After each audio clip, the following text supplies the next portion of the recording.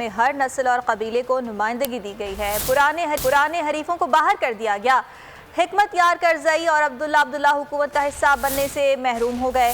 نئی اسلامی حکومت کے قائم مقام وزیر اعظم محمد حسن اخوند، ملا عبدالغنی برادر اور مولوی عبدالسلام حنفی نائب وزرائے اعظم اور تاجک قبیلے سے آرمی چیف کا تقرر کیا گیا ہے۔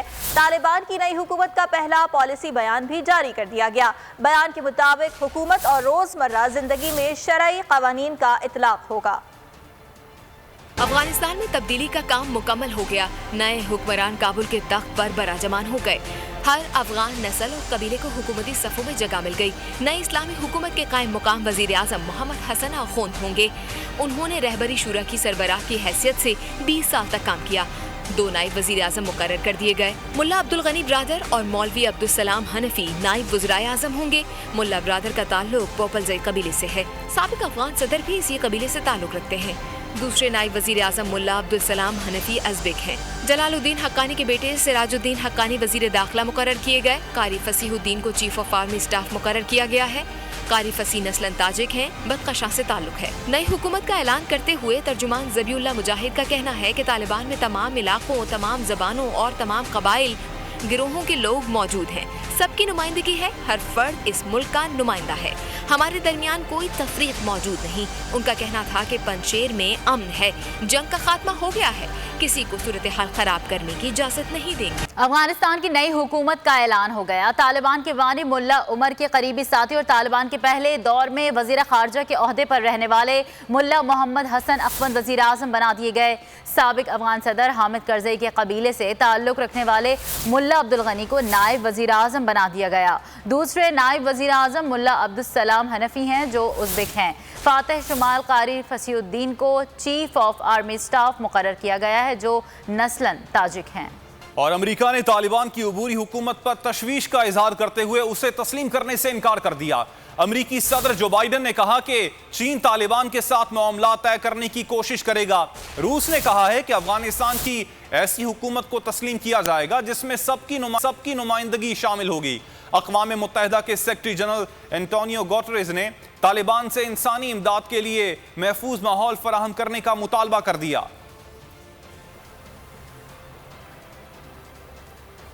افغانستان میں نئی حکومت سنبھالے گی اقتدار، امریکہ کو تشویش، دوسرے ممالک شش و پنج کا شکار۔ امریکہ نے طالبان کی عبوری حکومت پر تشویش کا اظہار کرتے ہوئے اسے تسلیم کرنے سے انکار کر دیا ہے۔ محکمہ خارجہ نے کہا ہے کہ عبوری کابینہ طالبان کے رکن یا قریبی ساتھیوں پر مشتمل ہے، کچھ افراد کے ماضی کی وجہ سے فکر مند ہیں، طالبان کو باتوں سے نہیں ان کے اقدامات سے پرکھیں گے۔ امریکی صدر جو بائیڈن نے ایک بار پھر طالبان حکومت کو تسلیم کرنے سے انکار کرتے ہوئے اسے بہت آگے کی بات قرار دیا ہے۔ روسی وزیر خارجہ سرگئی لاروف کہتے ہیں طالبان حکومت میں سب کی نمائندگی ہوگی تو تسلیم کریں گے۔ اقوام متحدہ کے سیکرٹری جنرل انٹونیو گوتریس نے ایک انٹرویو میں کہا کہ افغانستان انسانی بحران کا شکار ہے۔ انہوں نے طالبان کی نئی حکومت سے مطالبہ کیا کہ انسانی امداد کے لیے محفوظ ماحول فراہم کیا جائے۔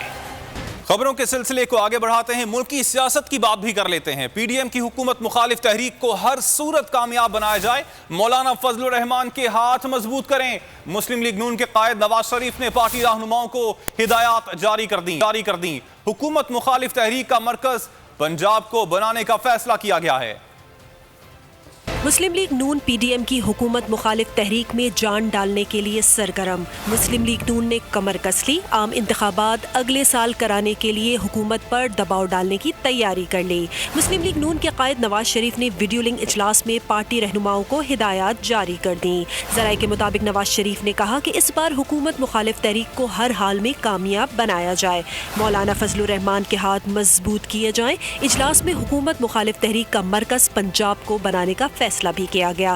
ذرائع کے مطابق نون لیگ پی ڈی ایم کی تحریک کے ذریعے اگلے سال ہی الیکشن کرانے کا مطالبہ کرے گی۔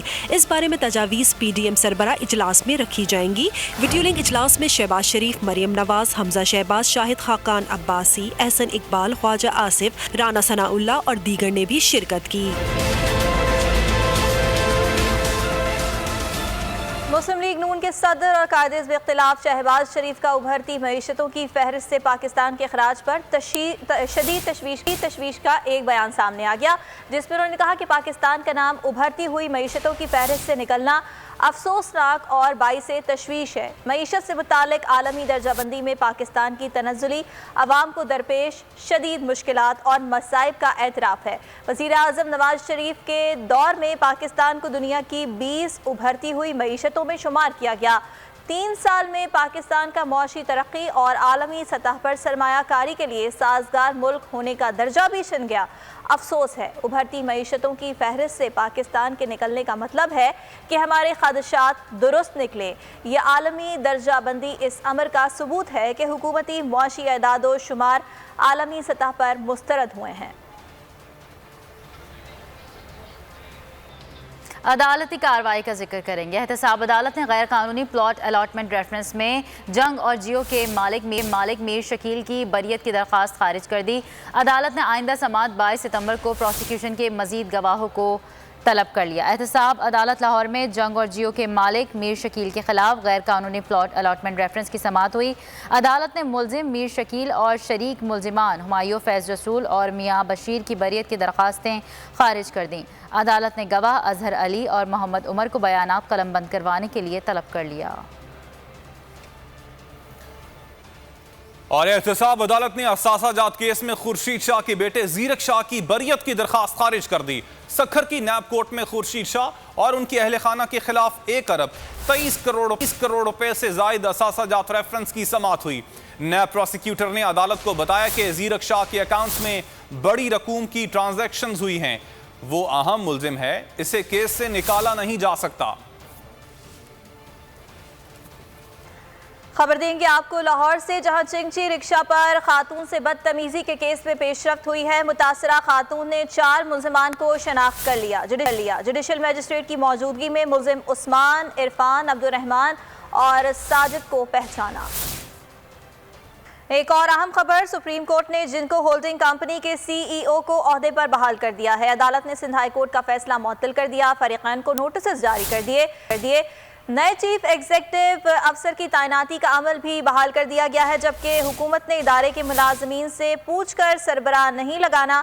चीफ जस्टिस ने इस मौके पर ये रिमार्क्स दिए हैं। मुलाजमीन का सरबराह की तैनाती को चैलेंज करने से कोई ताल्लुक नहीं है और सिंध हाई कोर्ट ने किसी किस्म का फैसला दिया है। जस्टिस एजाजुल एहसन की जानिब भी किया गया। हाई कोर्ट ने सुप्रीम कोर्ट के PIA फैसले पर इन्हिसार किया। एडिशनल अटॉर्नी जनरल ने अदालत को ऐसा बताया। तैयब बलोच हमारे साथ मौजूद हैं, मजीद उनसे जान लेते हैं। तैयब बलोच, अदालती कार्रवाई के बारे में मजीद अपडेट कीजिए।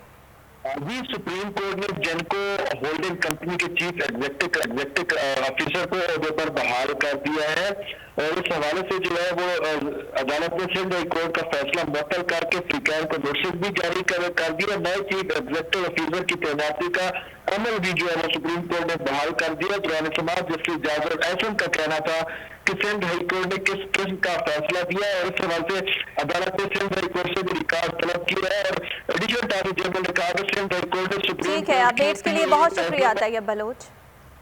और अब आपको अहम खबर देंगे। A1 फील्ड रेफरेंस की अपीलों पर मरियम नवाज इस्लामाबाद हाई कोर्ट पहुंच गई हैं।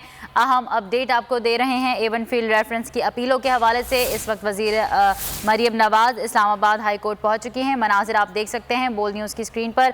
इस्लामाबाद हाई कोर्ट के ये मनाजिर हैं जहाँ पर सिक्योरिटी के खातिर खा इंतजाम किए गए हैं और इस हवाले से मज़ीद तफसीलात बताएंगे हमारे नुमाइंदे अफजल जावेद हमारे साथ मौजूद है। बताइएगा अफजल, मरियम नवाज इस वक्त इस्लामाबाद हाई कोर्ट पहुंच चुकी हैं। जी बिल्कुल, मरियम नवाज और कैप्टन साहिब अफजल जिन्होंने अपनी जो उसमें रेफरेंस है उसमें अपीलों की जो है दरखास्तें दायर कर रखी थी, उस पर दोनों रहनुमा इस वक्त इस्लामाबाद हाई कोर्ट में पहुंचे। तो अब से कुछ देर के बाद जो है इस्लामाबाद हाई कोर्ट का जो 2 रुकनी बेंच है वो इस केस की समाअत करेगा। जस्टिस आमिर फारूक पर मुश्तमिल जो है 2 रुकनी बेंच है वो इस्लामाबाद हाई कोर्ट में इस केस की समाअत करेगा। सिक्योरिटी के इंतहाई सख्त जो है इंतजाम किए गए। इस्लामाबाद पुलिस की जो है एक बहुत बड़ी वो यहाँ पर इस्लामाबाद हाई कोर्ट के अहाते में मौजूद है ताकि कोई भी सिक्योरिटी का नाखुशगवार वाक़या जो है वो रुनवाना हो। लेकिन अफसर से बताता चलूं कि मरियम नवाज अफसर की जो सजा 2 रुकनी बेंच केस की समाअत करेगा। बहुत शुक्रिया अफजल अपडेट करने के लिए। सेशन कोर्ट कराची ने साने महरान टाउन में फैक्ट्री मालिकान के साथ मुतल्लिका इदारों को भी जिम्मेदार करार दे दिया है। मुल्जिमान की अबूरी जमानत की दरखास्तें मुस्तरद करने के तहरीरी फैसले में कहा गया है कि मुकदमे में मुतल्लिका इदारों को शामिल ना करना मरने वालों के साथ नाइंसाफी होगी। गफलत बरतने वाले तमाम मुतल्लिका इदारे भी हादसे के जिम्मेदार हैं। रिहायशी इलाके पर मुतल्लिका इदारों की इजाजत के बगैर फैक्ट्री कायम की गई। महकमा लेबर का कोई ऑफिसर कभी विजिट के लिए नहीं आया। हादसे ने महकमा लेबर, SBCA, KMC और दीगर की कारकर्दगी को भी बेनकाब कर दिया है। बज़ाहिर मुख्तलिफ खामियां और कोताहियां हादसे का सबब बनी। तयशुदा उसूलों के बरखिलाफ तामीरात, आग से बचाव के इंतजामात नहीं थे, दरवाजा लॉक था और 16 बेगुनाह अफराद जान से गए। और कराची में सी व्यू पर फंसे जहाज हैंगटोंग को 48 रोज बाद कराची की बंदरगाह पर लंगर अंदाज कर दिया गया। लंगर अंदाज करने की कोशिश में 18 घंटे लगे। वजारत मैरीटाइम जहाज से मुताल्लिक तहकीकात अब तक मुकम्मल नहीं कर सकी।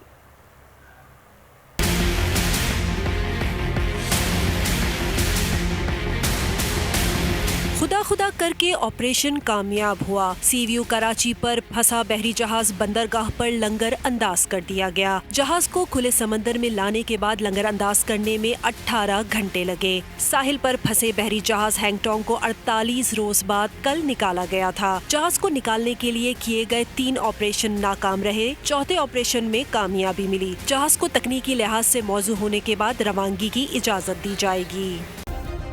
सब्सक्राइब करें और बेल दबाएं ताकि कोई खबर रह न जाए।